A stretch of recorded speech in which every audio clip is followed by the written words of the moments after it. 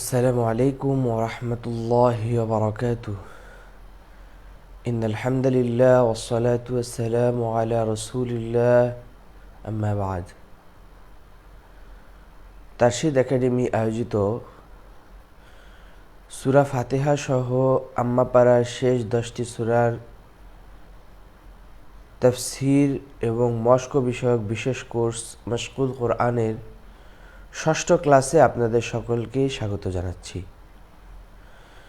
আমাদের ক্লাসটি ঠিকমতো দেখতে পাচ্ছেন কিনা, শুনতে পাচ্ছেন কিনা একটু নিশ্চিত করলে আমাদের জন্য সহজ হতো। অর্থাৎ আমাদের যে আওয়াজগুলো এটি স্পষ্ট যাচ্ছে কিনা এই বিষয়টি যদি একটু নিশ্চিত করতেন কেউ কমেন্টে, তাহলে খুবই ভালো হতো। তো আমরা আমাদের আজকের ক্লাস শুরু করব। আলহামদুলিল্লাহ, রমাদানুল মুবারকে আমরা বেশ কিছু দিন অতিবাহিত করেছি এবং আমাদের নির্ধারিত কোর্সেরও অর্ধেকটা আজকে শেষের দিকে, অর্থাৎ মোট 11টি ক্লাসের ভিতরে আজকে 6ষ্ঠ ক্লাস চলে যাচ্ছে, আর 5টি ক্লাস আমাদের বাকি থাকবে। এর মধ্যে আমরা অনেক সাথী পেয়েছি যারা আমাদের সাথে যুক্ত হয়েছেন। মাঝখানে একটি কুইজ হয়েছে এবং সেই কুইজে অনেকে অংশগ্রহণও করেছেন। এটা অনেক আনন্দের বিষয়, অনেক শুকরিয়া, কৃতজ্ঞতার বিষয় যে আল্লাহ রাব্বুল আলামিন আমাদেরকে সম্মিলিতভাবে একটি ভালো কাজের সাথে যুক্ত হওয়ার তৌফিক দান করেছেন, তাও রমাদান মাসে। আলহামদুলিল্লাহ। আমরা আজকে একটা গুরুত্বপূর্ণ সূরা নিয়ে আলোচনা করব, যেখানে ইসলাম এবং কুফরের তারতম্য আল্লাহ সুবহানাহু ওয়া তাআলা উল্লেখ করেছেন। এমন একটা সময় আমরা এই সূরা নিয়ে আলোচনা করছি যখন আমাদের সামনে ইসলামের সাথে কুফরের পার্থক্যটা, ইসলামের সাথে কুফরের তফাৎ, বিভেদ কি, এটা অনেকটা আমাদের চোখের সামনে চাক্ষুষমান। আমরা যদি আকসার দিকে তাকাই, গাজ্জার দিকে তাকাই, প্রতিটা দিন আমাদের জন্য এক একটি বার্তা দিয়ে যাচ্ছে। আমরা এদিকে ইফতার করছি, সাহরি করছি, হাসি খুশি ছুটে বেড়াচ্ছি, কিন্তু আমাদের ভাইগুলো আজকে, ওদের ছোট ছোট শিশু বাচ্চাগুলো গাজ্জাদের প্রতিনিয়ত শহীদ হয়ে চলেছে। আমরা যখন ইফতার করি, আমরা যখন সাহরি খাই, গাজ্জার বাচ্চাগুলোর উপরে তখন আঘাত হয়। গাজ্জার মসজিদের আজানগুলা থেকে কান্নার আওয়াজ আসে। আমরা কত সুন্দর করে আজান দিই, কিন্তু তারা কান্নার সুরে আজান দেয়। ইসলাম আর কুফরের তফাৎ এখানেই, যে কুফফাররা সব একত্রিত হয়ে ইসলামের উপর আঘাত করে চলেছে। আল্লাহ সুবহানাহু ওয়া তাআলা আমাদের গাজ্জার ভাই বোনদেরকে ভালো রাখেন, তাদেরকে হেফাজত করেন এবং এই কুফফারগুলোকে আল্লাহ তাআলা ধ্বংস করে দেন। তো আমরা আমাদের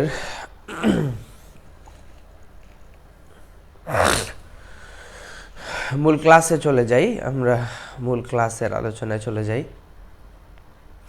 আমরা এখন সূরা কাফিরুনের তিলাওয়াত, এরপরে বিশেষ লক্ষণীয় শব্দগুলো জানি, সরল অনুবাদ, শাব্দিক অনুবাদ, এরপরে শানে নুজুল এবং সবশেষ তাফসিরগুলো জানবো ইনশাআল্লাহ।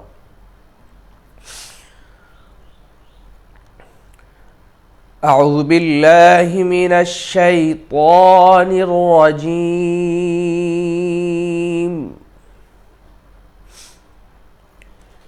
بسم الله الرحمن الرحيم.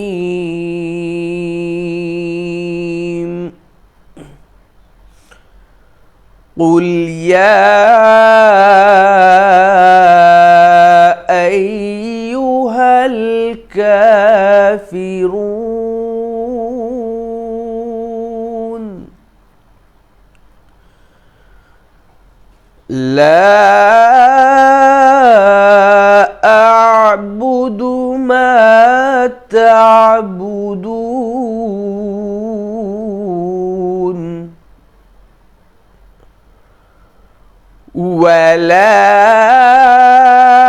আনতুম আবিদুনা মা আ'বুদ ولا أنا عابد ما عبدتم ولا أنتم عابدون ما أعبد لكم دينكم ولي دين। এই ছিল আমাদের জন্য সূরা কাফিরুনের তিলাওয়াত। এবারে আমরা সূরা কাফিরুনের তিলাওয়াতের ক্ষেত্রে বিশেষভাবে লক্ষ্য রাখতে হবে যে শব্দগুলোর প্রতি, সেগুলো জানব। প্রথমে আমাদের জন্য কুল এ শব্দে বড় কফ আছে, অর্থাৎ আমরা অনেক সময় শুধু সূরা কাফিরুন নয়, সূরা ইখলাস, সূরা ফালাক, নাস তেলাওয়াতের ক্ষেত্রে কুল পড়ি, অর্থাৎ কফটাকে ছোট করে পড়ি, কিন্তু এটি একটি বড় ভুল। উচ্চারণটা হবে কুল, কফ। এটা এই যে জিহ্বার গোড়া থেকে একটু সামনের দিকে বেড়ে জিহ্বার গোড়া সহ উপরের দিকে তালুর সঙ্গে লেগে উচ্চারণ হবে কফ, কু, কুল, কুল, কুল। এরপর আমরা আরেকটা ভুল পড়ি, এটা অনেক জায়গায় আমাদের হয়, এটা হলো ইয়া। অর্থাৎ কুল আলাদা শব্দ, ইয়া আলাদা শব্দ, কিন্তু আমরা মিলিয়ে কুলিয়া পড়ে ফেলি, কিন্তু এটা ভুল। সঠিক হলো কুল ইয়া, কুল ইয়া আইয়ুহাল। আবার আমরা এমালা করে পড়ি নাকি আইয়ুহাল পড়ি, কিন্তু এটাও ভুল। আইয়ু পেশটা মারুফ হবে, অর্থাৎ গোল হবে, ঠোঁট একদম স্পষ্ট পেশ উচ্চারণ হবে। আইয়ু, কুল ইয়া আইয়ুহাল কাফিরুন। এখানেও কাফের না, আমরা অনেকে বাংলায় কাফের বলতে বলতে এখানেও কাফেরুন পড়ি, এটা ভুল। কাফিরুন, কাফি ফিরুন। এরপরে লা আ'বুদু, আমরা এখানে যে আইন, আইনের উপর যে সাকিনটা, এটা হলো আ, কিন্তু আমরা পড়তে গিয়ে পড়ি আ'বুদু, এটাও একটা ভুল। বা লা আ'বুদু পড়ি, টেনে নি আ'বুদু বলি, এটাও ভুল। লা আ'বুদু, আমার উচ্চারণটি খেয়াল করবেন। আ আ আ আ লা আ'বুদু মা তা'বুদুন, তা আ'বুদু তা'বুদু। ওয়ালা আনতুম, এখানে অলা নয়, ওয়া। এর আগেও একটি সূরার মশকের সময় আমি এটা বলেছি। ওয়ালা আনতুম, ওয়ালা আনতুম আবিদুনা মা আ'বুদ। আনতুম আবিদুনা, আবিদুনা নয়, আবিদুনা মা আ'বুদ। ওয়ালা আনা আবিদুম মা আবাদতুম, আবাদতুম। ওয়ালা আনতুম আবিদুনা মা আ'বুদ। লাকুম দীনুকুম ওয়ালিয়া দীন, লাকুম দীনুকুম ওয়ালিয়া, ওয়ালিয়া, ওয়ালিয়া দীন। এ হলো আমাদের জন্য বিশেষ লক্ষ্য রাখার জায়গাগুলো, বারবার মশকের মাধ্যমে জানানোর চেষ্টা করা হলো। এগুলো বারবার শোনার মাধ্যমে, বারবার চর্চা করার মাধ্যমে আমরা এই শব্দগুলোকে রপ্ত করে নিতে পারবো, শিখতে পারবো ইনশাআল্লাহ।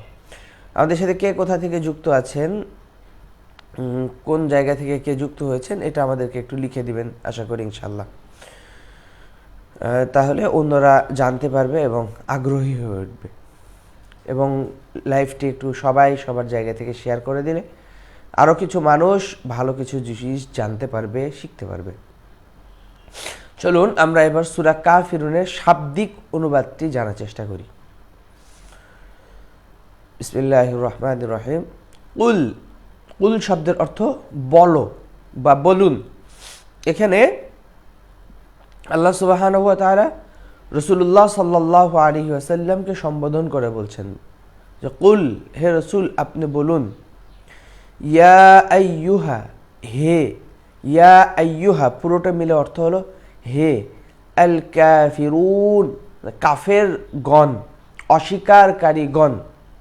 অর্থাৎ কুল ইয়া আইয়ুহাল কাফিরুন অর্থ হলো হে রসুল আপনি বলুন হে কাফেরগণ, হে অস্বীকারীগণ। লা মানে না, আ'বুদু আমি উপাসনা করি বা আমি ইবাদত করি, মা যা বা যাদের, তা'বুদুন তোমরা উপাসনা করো। অর্থাৎ লা আ'বুদু মা তা'বুদুন অর্থ হলো আমি তাদের উপাসনা করি না যাদের উপাসনা তোমরা করো। অর্থাৎ আমি তাদের ইবাদত করি না যাদের ইবাদত তোমরা করো। ওয়ালা আনতুম, ওয়াও, ওয়াও মানে এবং, এটা আমরা আগেও জেনেছি। লা মানে না, আনতুম মানে তোমরা, আনতুম মানে তোমরা। আরবিতে বহু বচন দ্বারা কোনো উপস্থিত ব্যক্তিকে সম্বোধন করলে আনতুম শব্দ ব্যবহার করা হয়। আনতুম তোমরা না, ওয়ালা আনতুম আবিদুনা মানে উপাসনাকারী, মা যা বা যাদের, মা মানে যার, আ'বুদ আমি উপাসনা করি। এখানে যাদের বলার সুযোগ নেই, কারণ আল্লাহ সুবহানাহু ওয়া তাআলা এক এবং একক, এখানে যাদের বলার কোনো সুযোগ নেই, এজন্য যার। আ'বুদ আমি উপাসনা করি, আমি ইবাদত করি। অর্থাৎ ওয়ালা আনতুম আবিদুনা মা আ'বুদ আর তোমরা ইবাদত করো না বা উপাসনা করো না তার, যার উপাসনা বা যার ইবাদত আমি করি। এরপর আল্লাহ তাআলা আবারও তৃতীয় আয়াতটির পুনরাবৃত্তি করছেন, ওয়ালা আনতুম, ওয়ালা আনতুম প্রথমে হলো ওয়ালা আনা আবিদুম মা আবাদতুম, কুল ইয়া আইয়ুহাল কাফিরুন লা আ'বুদু মা তা'বুদুন ওয়ালা আনতুম আবিদুনা মা আ'বুদ। এবার আল্লাহ তাআলা আবারও ঘুরিয়ে বলছেন ওয়ালা আনা আবিদুম মা আবাদতুম, অর্থাৎ ওয়াও এবং লা মানে না, আনা মানে আমি, আবিদুন ইবাদতকারী বা উপাসনাকারী তাদের, মা মানে তাদের যাদের, আবাদতুম তোমরা উপাসনা করো। অর্থাৎ আল্লাহ তাআলা বারবার এই কথাটিকে ঘুরিয়ে ঘুরিয়ে বলছেন যে আর আমিও, আমি তোমাদের, তোমরা যাদের উপাসনা করো তাদের উপাসনাকারী আমি নই। এরপর আল্লাহ তাআলা আবারও বলছেন ওয়ালা আনতুম আবিদুনা মা আ'বুদ আর তোমরাও উপাসনাকারী নও যার উপাসনা বা যার ইবাদত আমি করি। এবার শেষ আয়াতে আল্লাহ তাআলা বলছেন লাকুম দীনুকুম ওয়ালিয়া দীন, লাকুম মানে তোমাদের জন্য, দীনুকুম তোমাদের দিন, তোমাদের ব্যবস্থাপনা, ওয়ালিয়া দিন আর আমার জন্য আমার দিন, আমার ধর্ম, আমার জীবন ব্যবস্থা। এই হলো সূরা কাফিরুনের শাব্দিক এবং সরল অনুবাদ। এবারে আমরা সূরা কাফিরুনের শানে নুজুলটি একটু জানার চেষ্টা করি। সূরা কাফিরুনের শানে নুজুল হলো, অর্থাৎ অবতরণের প্রেক্ষাপট হলো, একবার রাসূলুল্লাহ সাল্লাল্লাহু আলাইহি ওয়াসাল্লামকে মক্কার কুরাইশ কাফেরগণ এই প্রস্তাব দেয় যে আমরা সমঝোতার ভিত্তিতে ইবাদত করব, উপাসনা করব। কিভাবে? তুমি কিছুদিন আমাদের যে মূর্তিগুলো আছে মূর্তিগুলোর উপাসনা করবে, বিপরীতে আমরা তোমার আল্লাহর ইবাদত করব। নাউজুবিল্লাহ। এই প্রস্তাবনা তারা রাসূলুল্লাহ সাল্লাল্লাহু আলাইহি ওয়াসাল্লামের কাছে এসে পেশ করে। রাসূল করিম সাল্লাল্লাহু আলাইহি ওয়াসাল্লাম তো এটা মানার প্রশ্নই আসে না। উত্তরটি কিভাবে দিবেন? আল্লাহ সুবহানাহু ওয়া তাআলা তখন তাদের জবাবে এই সূরা নাজিল করেন এবং নাজিল করে রাসূলুল্লাহ সাল্লাল্লাহু আলাইহি ওয়াসাল্লামকে বলেন, হে রাসূল আপনি তাদের সামনে এটি পাঠ করে বলে শুনিয়ে দিন। তখন এই সূরা আসে এবং রাসূলুল্লাহ সাল্লাল্লাহু আলাইহি ওয়াসাল্লাম তাদেরকে পাঠ করে স্পষ্ট জবাব শুনিয়ে দেন। এই ছিল সূরা কাফিরুনের অবতরণের প্রেক্ষাপট। এবার আমরা যদি সূরা কাফিরুন সম্পর্কে কিছুটা আলোচনা করি তাহলে দেখা যায় আল্লাহ সুবহানাহু ওয়া তাআলা এখানে ইসলামের যে একক বৈশিষ্ট্য এবং সার্বভৌমত্ব ইসলামের, এই বিষয়টিকে আল্লাহ সুবহানাহু ওয়া তাআলা খুব মজবুতভাবে উপস্থাপন করেছেন। আল্লাহ সুবহানাহু ওয়া তাআলা প্রথম আয়াতে বলেছেন যে অস্বীকারীরা, মানে ইসলামকে অস্বীকারীরা, তোমরা যার উপাসনা করো আমি রসুল তার উপাসনা করি না।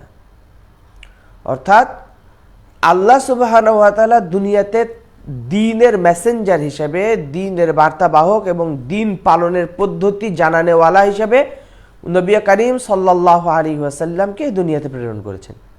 সুতরাং তিনি যা ইবাদত করবেন, যার ইবাদত করবেন, যেভাবে করবেন, সেটাই একমাত্র সঠিক হবে। কারণ যিনি আমাদেরকে তৈরি করেছেন, যিনি দুনিয়াকে তৈরি করেছেন, সব সিস্টেম যিনি তৈরি করেছেন, তিনি যে পদ্ধতি দিবেন, যার মাধ্যমে দিবেন, সেটাই আমাদের জন্য রাইট হবে, সঠিক হবে, আর বাকিগুলো ভুল হবে।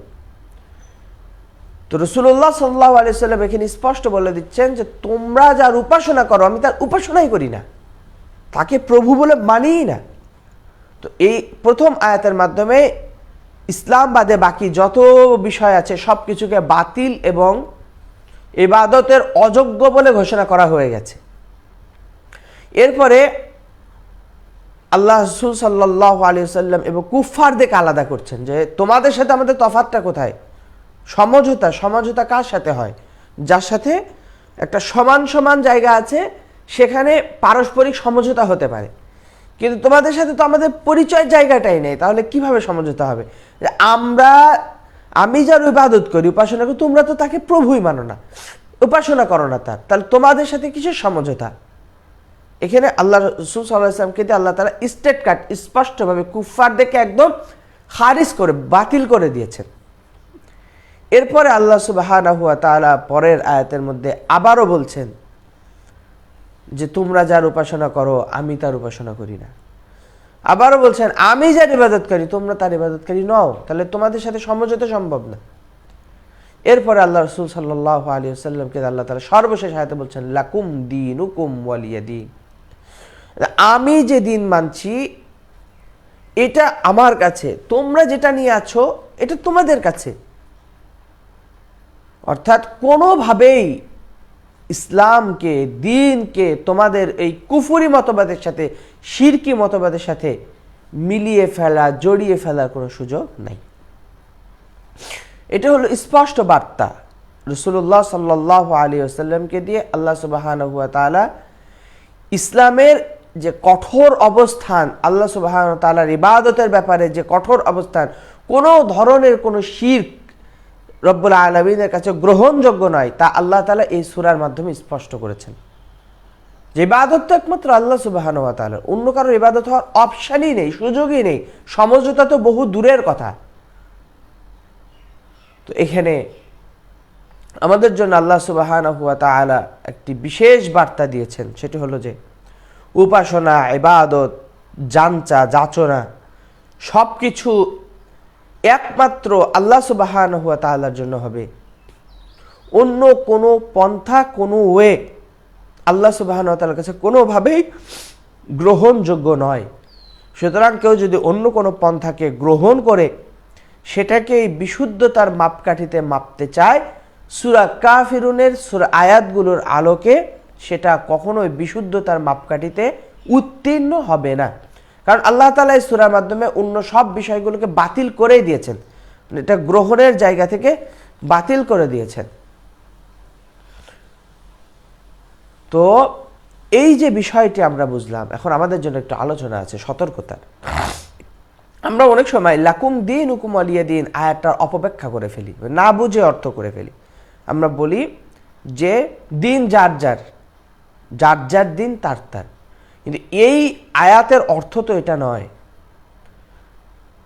আল্লাহ সুবহানাহু ওয়া তাআলা বলছেন যে তোমাদের ধর্ম তোমরা নিয়ে আছো, আর রাসূলকে বলছেন আমি যে দিন মানছি এটা আমি নিয়ে আছি, আমার কাছে এটা, আমি আমার প্রভুর দাসত্ব করছি, ইবাদত করছি, এটা একমাত্র সঠিক। এখানে তো সর্বজন বিদিত এটি যে আল্লাহ সুবহানাহু ওয়া তাআলার ইবাদত ব্যতীত আর কোনো উপাসনা গ্রহণযোগ্য নয়। কারণ আল্লাহ সুবহানাহু ওয়া তাআলা অন্য আয়াতের মধ্যে বলেছেন ইন্নাহু মান ইউশরিক বিল্লাহ ফাকাদ হারামাল্লাহু আলাইহিল জান্নাহ ওয়া মাওয়াহুন নার। যারা আল্লাহর সাথে কাউকে অংশী স্থাপন করবে ইবাদতের ক্ষেত্রে, চাওয়ার ক্ষেত্রে, যাচনা জাঞ্চার ক্ষেত্রে, অন্য কাউকে মাধ্যম হিসেবে শরীক বানাবে, আল্লাহ তাআলা বলছেন ফাকাদ হারামাল্লাহু আলাইহিল জান্নাহ, আল্লাহ তার জন্য জান্নাতকে হারাম করে দিবেন এবং তার ঠিকানা হবে জাহান্নাম। নাউযুবিল্লাহ। অন্য আয়াতে আল্লাহ তাআলা আরো বলেছেন ইন্নাল্লাহা লা ইয়াগফিরু আন ইউশরাকা বিহি ওয়া ইয়াগফিরু মা দুনা যালিকা লিমান ইয়াশা, যে আল্লাহ তাআলা শিরকের গুনাহকে মাফ করবেন না, আল্লাহর সাথে অংশী স্থাপন করাকে আল্লাহ তাআলা ক্ষমাই করবেন না। অন্য যে কোনো গুনাহকে আল্লাহ তাআলা চাইলেই ক্ষমা করে দিবেন, কিন্তু শিরকের গুনাহকে আল্লাহ সুবহানাহু ওয়া তাআলা ক্ষমা করবেন না। এটা আল্লাহ সুবহানাহু ওয়া তাআলার ঘোষণা। তাহলে এই আয়াতগুলো দ্বারা আমাদের সামনে স্পষ্ট হয় যে আল্লাহ সুবহানাহু ওয়া তাআলা একমাত্র তার ইবাদত, তার জাঞ্চা, তার উপাসনা ব্যতীত আর কোনো ধরনের কোনো ধর্ম মানাকে, কোনো উপাসনা জাঞ্চাকে গ্রহণ করেন না। অন্য আয়াতে আল্লাহ সুবহানাহু ওয়া তাআলা বলছেন ইন্নাদ-দীনা ইনদাল্লাহিল ইসলাম, যে দিন হিসাবে, ধর্ম হিসাবে, জীবন ব্যবস্থা হিসাবে আল্লাহর কাছে একমাত্র শুধুমাত্র মনোনীত হলো ইসলাম। তাহলে এই যে আয়াতগুলো আল্লাহ সুবহানাহু ওয়া তাআলা আগে এই বিষয়গুলো আলোচনা করে দিয়েছেন, কোরআনে এই বিষয়গুলো আগেই বিবরণ এসেছে, এজন্য আল্লাহ তাআলা এখানে একদম সহজ করে বলেছেন লাকুম দীনুকুম ওয়ালিয়া দীন। অন্যগুলো তো গ্রহণযোগ্যই নয়, তো তোমাদেরটা তোমরা নিয়ে আছো, ওটার সাথে আমার কোনো সম্পৃক্ততাই নেই। আমি আমার রবের ইবাদত করি, আমার মালিকের ইবাদত করি, তোমরা তো তার ইবাদতই করো না, তাহলে তোমাদের সাথে কিসের সমঝোতা? এই ছিল আয়াত, এই সূরার প্রেক্ষাপট আলোচনা। সুতরাং আমরা যদি কেউ এই আয়াত দ্বারা অন্যান্য ধর্মের ব্যাপারে, বাতিল দ্বীনের বিষয়গুলো, অন্যান্য যে ধর্মগুলো আছে এগুলোকে সহমর্মিতা দেখাইতে যাই, এইগুলোকে একটু মানে সঠিকত্বের পন্থা দেখাতে যায়, তাহলে আমার ঈমানের উপরে ঘাটতি চলে আসবে, খাতরা চলে আসবে। আল্লাহ সুবহানাহু ওয়া তাআলা আমাদেরকে ভুল বুঝা থেকে হেফাজত করেন। তাহলে আমাদের জন্য এই সূরা কাফিরুন থেকে শিক্ষা হলো যে দ্বীনের ব্যাপারে আমাদেরকে আপোষহীন থাকতে হবে। তো আমি রব্বুল আলামিনের ইবাদত করি মানে একমাত্র তার কাছে আমার জানচা, অন্য কারো কাছে উপাসনা করা, অন্য কারোর ইবাদত করা, অন্য কারোকে বিশেষ কিছু মনে করা, এটা একদম স্পষ্ট শিরক এবং কোন কোন ক্ষেত্রে আল্লাহ তাআলাকে অস্বীকার করার শামিল। এজন্য আমাদেরকে দ্বীনের ব্যাপারে থাকতে হবে আপোষহীন, ইবাদতের ব্যাপারে থাকতে হবে আপোষহীন। অর্থাৎ কোনো সময়ে, কোনো অবস্থাতে একমাত্র আল্লাহ সুবহানাহু ওয়া তাআলার জানচা, একমাত্র আল্লাহ সুবহানাহু ওয়া তাআলার ইবাদত করা ছাড়া অন্য কোনো কিছুকেই নিজের জন্য বেছে নেওয়ার কোনো সুযোগ নাই। এটা সূরা কাফিরুন আমাদেরকে শিক্ষা দেয়। এবং আরেকটি বিষয় সূরা কাফিরুন আমাদেরকে এখানে শিক্ষা দিয়েছে, সেটি হলো যে দ্বীনের ব্যাপারে কেউ যদি বাড়াবাড়ি করে, অর্থাৎ বাড়াবাড়ি বলতে ইসলামের উপরে কেউ ক্রিটিসাইজমূলক বা বিদ্বেষমূলক কোনো মন্তব্য আমার সামনে উপস্থাপন যদি করে, তাহলে আমার জন্য জরুরি হলো, আমার জন্য কর্তব্য হলো সেটাকে যথাযথ উত্তর দেওয়ার মাধ্যমে ইসলামের প্রাধান্যকে তার সামনে উপস্থাপন করা। এটা রাসূলুল্লাহ সাল্লাল্লাহু আলাইহি ওয়াসাল্লামকে আল্লাহ সুবহানাহু ওয়া তাআলা করিয়েছেন। এ হলো আমাদের জন্য সূরা কাফিরুন থেকে শিক্ষা। সূরা কাফিরুন থেকে আমাদের জন্য একটাই সবচেয়ে বড় শিক্ষা, সেটা হলো দ্বীন মানার ক্ষেত্রে, ইবাদত করার ক্ষেত্রে, আল্লাহ তাআলাকে প্রভু হিসেবে গ্রহণ করার ক্ষেত্রে আপোষহীন থাকা। কোনো ধরনের কোনো ওয়াসওয়াসা, কোনো ধরনের কোনো প্রলোভন আমাদেরকে যেন দ্বীন থেকে বিচ্যুত করে না ফেলে।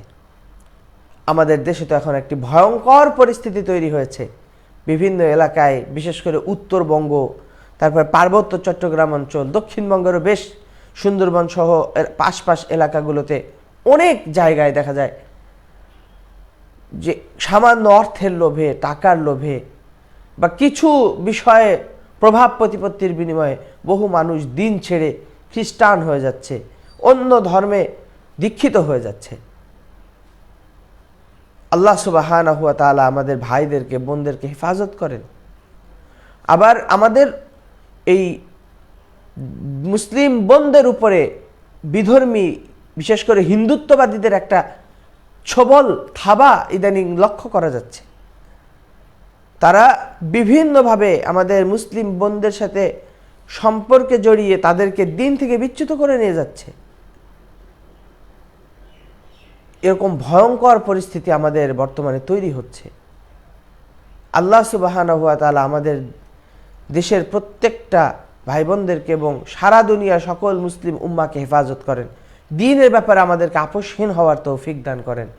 এই হলো সূরা কাফিরুন থেকে আমাদের জন্য কিছু আলোচনা, কিছু জানার বিষয়। আল্লাহ সুবহানাহু ওয়া তাআলা আমাদের আজকের যে আলোচনাগুলো হলো, এই আলোচনাগুলো থেকে জানার বুঝার তৌফিক দান করেন এবং শেষে আবারও আল্লাহ রাব্বুল আলামিনের কাছে দোয়া করছি আল্লাহ সুবহানাহু ওয়া তাআলা আমাদের গাজার ভাই বোনদেরকে হেফাজত করেন।